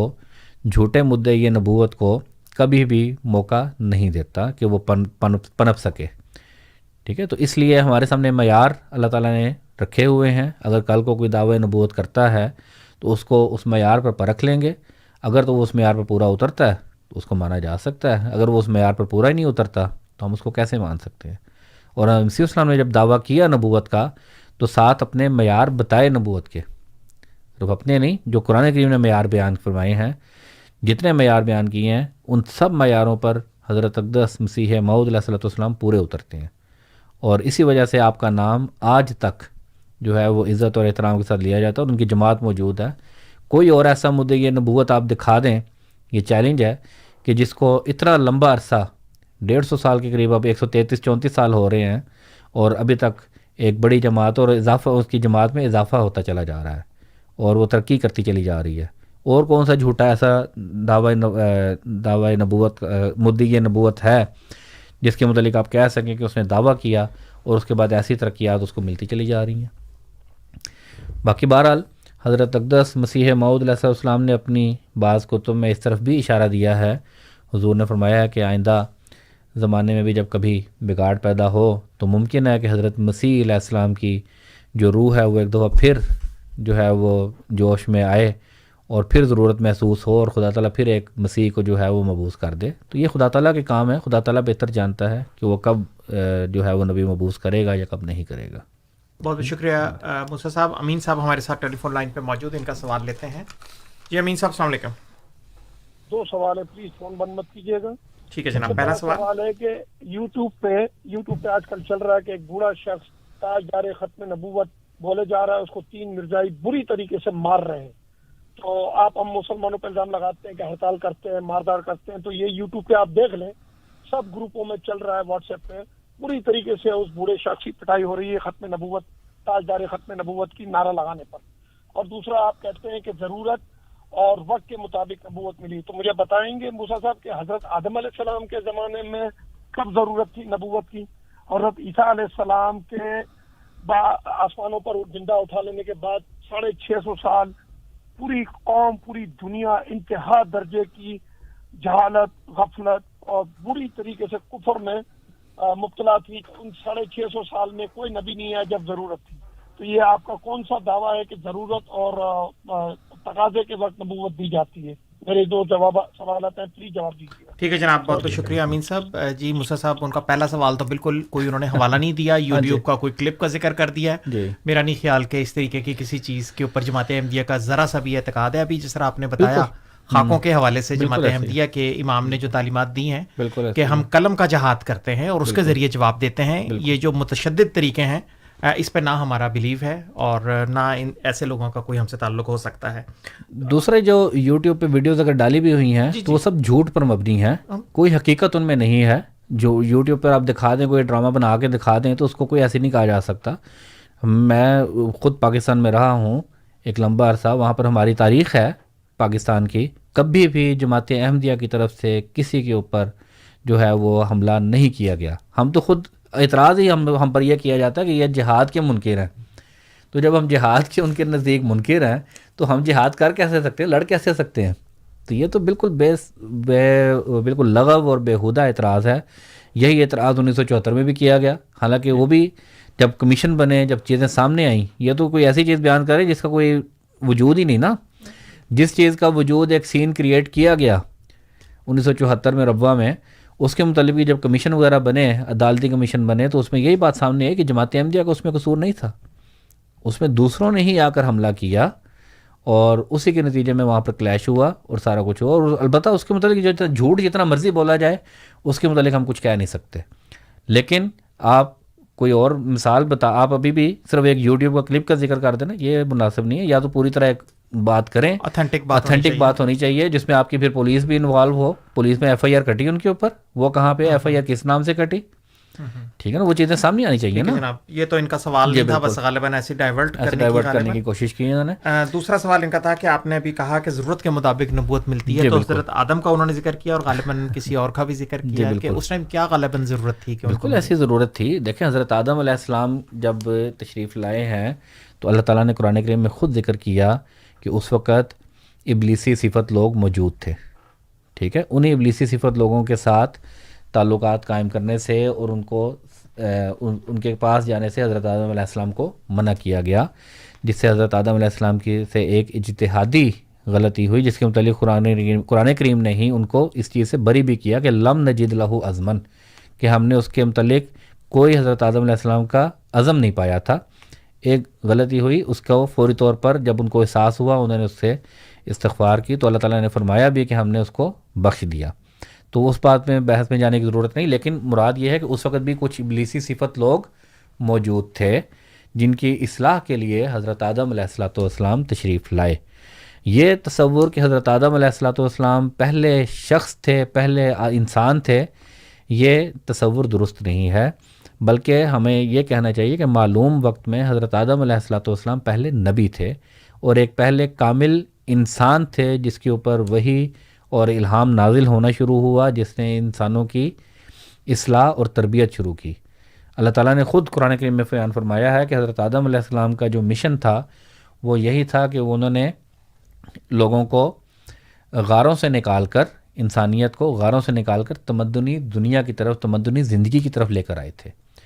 پھر اس کے بعد انہوں نے حضرت عیسیٰ علیہ السلام کا ذکر کیا کہ ان کے بعد تو ٹھیک ہے، ان کے بعد جب جہالت ہوئی، اول تو پہلی بات یہ کہ ہمارا قطعاً یہ عقیدہ نہیں ہے کہ حضرت عیسیٰ علیہ السلام کو آسمانوں پر اٹھا لیا گیا. حضرت عیسیٰ علیہ السلام کو قطعاً آسمان پر نہیں اٹھایا گیا. انہوں نے عام انسانوں کی طرح، عام نبیوں کی طرح یہیں پر زندگی بسر کی اور اپنا مشن مکمل کیا، اور اس کے بعد ان کی وفات ہوئی. اور ان کی وفات کے بعد جب دوبارہ جہالت اپنے انتہا کو پہنچ گئی، جس کا ذکر قرآن کریم نے بھی کیا ہے کہ جب رسول کریم صلی اللہ علیہ وسلم کو مبعوث کیا گیا تو اس وقت بھی ظہر الفساد فی البر والبحر، جیسے میں نے پہلے بھی ذکر کیا کہ پوری طرح خشکی اور تری میں، یعنی مذہبی رجحان رکھنے والے لوگ بھی اور دوسرے لوگ بھی جو مذہبی رجحان رکھنے والے نہیں ہیں، ان میں بھی ہر طرح سے بگاڑ پیدا ہو چکا ہوا تھا، اور اس بگاڑ کو دور کرنے کے لیے ہمیشہ نبی آتا ہے. اور یہ اللہ تعالیٰ نے خود بیان فرمایا ہے کہ نبی جو ہے وہ اللہ تعالیٰ بہتر جانتا ہے. ابھی میں بار بار یہ 3-4 دفعہ یہ آیت پڑھ چکا ہوں کہ اللہ یعلم حیث یجعل رسالتہ، کہ اللہ تعالیٰ زیادہ بہتر جانتا ہے کہ اس نے اپنی رسالت کب اور کہاں رکھنی ہے. تو اگر ہم قرآن کریم کا مطالعہ کر لیں اور اس کے صحیح مفاہیم ہمارے سامنے ہوں، صحیح تفسیر اس کی ہمارے سامنے ہو، تو ہمارے سامنے یہ سارے مسئلے حل ہو جاتے ہیں کہ نبی جو ہے وہ خدا تعالیٰ اپنی ضرورت کے مطابق ہی بھیجتا ہے، جب انسان کو ضرورت ہوتی ہے اس وقت جی بھیجتا ہے. بہت بہت شکریہ محمد موسیٰ صاحب. سامعین کرام، آپ پروگرام ریڈیو احمدیہ سماعت فرما رہے تھے. ہمارے ساتھ پروگرام میں آج جناب محمد موسیٰ صاحب اور عبدالنور عابد صاحب موجود تھے. خاکسار آپ دونوں حضرات کا مشکور ہے. اور اس کے علاوہ سامعین کرام، خاکسار آپ کا بھی ممنون جو پروگرام کو سنتے ہیں اور اس میں کسی نہ کسی رنگ میں شامل رہتے ہیں. کنٹرول پینل پہ آج ہمیں عطاء القیوم صاحب کی خدمات حاصل رہیں. اگلے اتوار کی شام 6 سے 8 بجے کے درمیان انشاءاللہ آپ سے پھر ملاقات ہوگی. تب تک کے لیے عطاء القدوس طاہر کو اجازت دیجیے. اللہ تعالی ہم سب کو اپنی حفظ و امان میں رکھے. آمین. السلام علیکم ورحمۃ اللہ وبرکاتہ. وعلیکم السلام ورحمۃ اللہ. احمدیہ